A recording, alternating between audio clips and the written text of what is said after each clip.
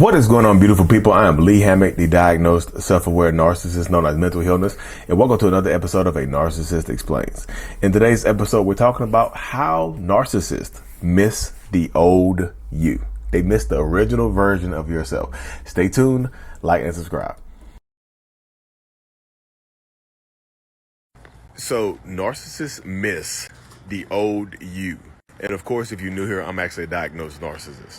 So just like you missed the original version of the narcissistic person that you probably met during the love bombing phase, the narcissistic person misses the original version as well. If you used to be fun and bubbly, funny, outgoing, and do everything that narcissistic person wanted you to do, they miss that. But the thing about it is, they treat you so badly that you lose who you are.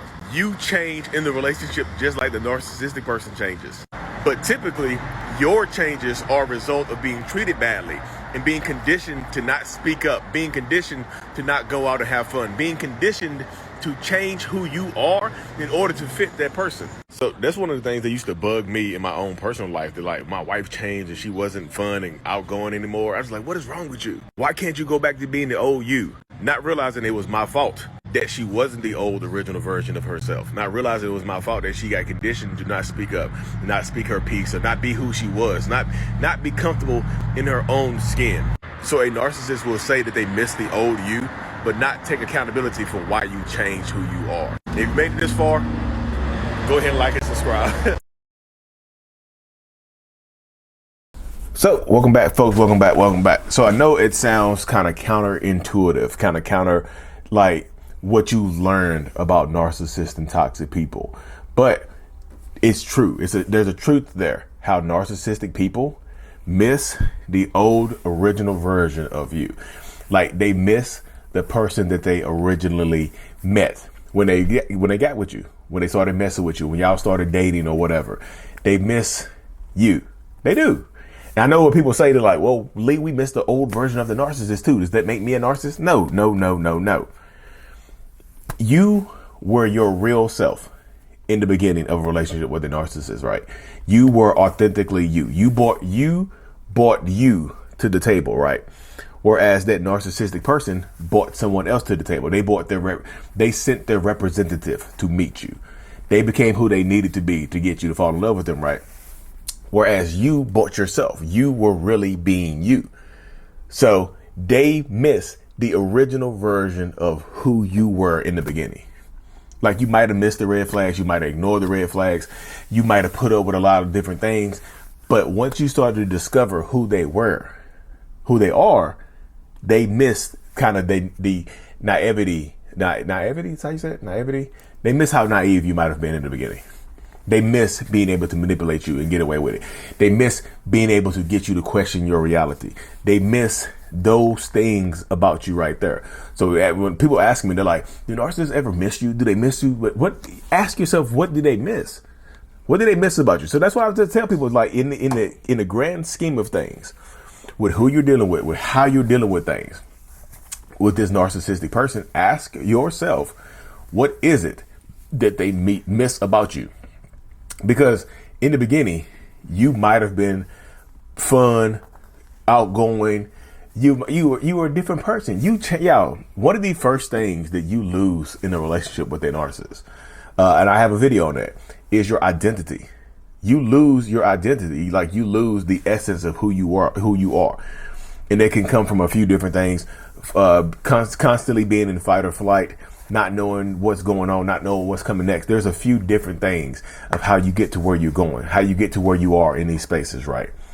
There's a few different reasons. Like you lose you lose you. So you start to behave differently. You start to act differently, right? But why is that? Because you're in this toxic relationship.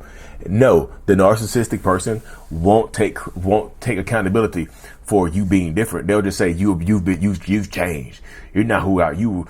I miss the old you. Some of them might actually say, I miss the old you. I miss who you were. I wish things could go back to the beginning. You see what I'm saying? And you, as a possible survivor of a narcissistic toxic relationship, you know exactly what I'm saying, because you might have said the same thing. You might have thought the same thing, but thinking that and saying that don't make you a narcissist. I'll say that right there. Thinking that and saying that doesn't mean that you are a narcissist. I think a lot of people get that confused. A lot of people miss out on that space and don't understand that dynamic right there. Like, who you were in the beginning was you were you. The narcissist was not themselves. They sent their representative to meet you. They sent their representative to interact with you. They were not being who they really are. So you were, they weren't. They were not, they weren't. We're not who they are, who they actually are. So it doesn't make you a narcissist to want to go back to the beginning if you were really you in the beginning. You see? Like when the narcissist takes their mask off, they become who they really are. And typically that's later on in the relationship. You go into the relationship mask off, right? You go into the relationship mask off. Like who you being who you are, typically you are, But in the relationship, you end up putting a mask on to survive. You see? You end up putting a mask on to survive. Oh, I just came up with that. Ooh, that's some more fire. The narcissist. Ooh. Y'all know, hey, you mask too. That's going to be a video, y'all. That's going to be a video right there. You mask too. Like the dynamic changes, y'all. The dynamic changes. In the beginning of the relationship with a narcissist, you might have been chasing after them, right? But now, like they might have been chasing after you, but now the dynamic has switched and you're chasing after them.